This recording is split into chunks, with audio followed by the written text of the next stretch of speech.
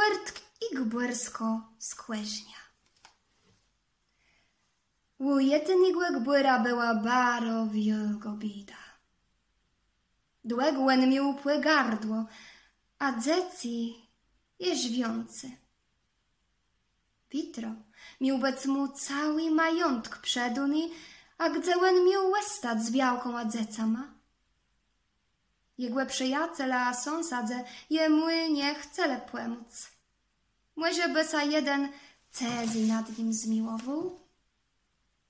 Zamyślony szedłen do insi wse, gdzełen co chcą 100 talarów płeżeciec. Słońce zachłedzyło, a łen szedł przez las. Jak łen zus do góry zdrzył, widzę łen jednego pana na kłeniu. Ten był śmieszny, a pitał sa gbyra, gdzie łen szedł. Panie, rzekł gbyr, moi przyjaciele nie mają nade mną litosce. Jejda do ti wse, może mi jeden Cezji 100 talarów płeżeci, błe witro, wobec mój majątku przeduni. A coś ju tej zaczyna? Pieniądze, je tobie mega dać, skłeli tele chcesz. Choćby cały miech. A ciejby ju to panowi łeddu? Łeddać to te nie derwyś, ale te nie twoja desia musisz zapisać. Po śmierce juce do piekła wezna, bo jujem diobił. Lepiej sa w piekle palec, jak tu łed głodu zdechnąc, rzekł gbyr, a płet pisał sa swojej okrewio diobłowi.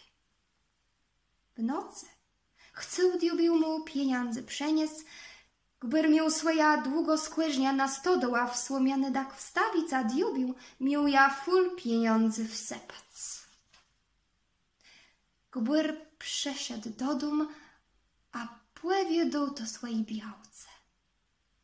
Białka rzekła: te to lechłe zrobił.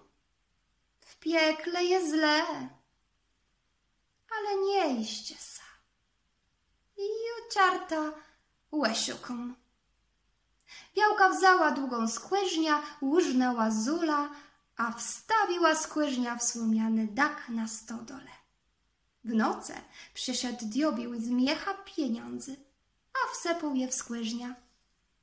Pieniądze przepadły w stodoła, a w skłeżni nie było nic do widzenia. Gbórsko skłeżnia nie je myły, rzekł diobił, a halał dredzi miech pieniądze, ale to w skłeżni nic nie znaczyło.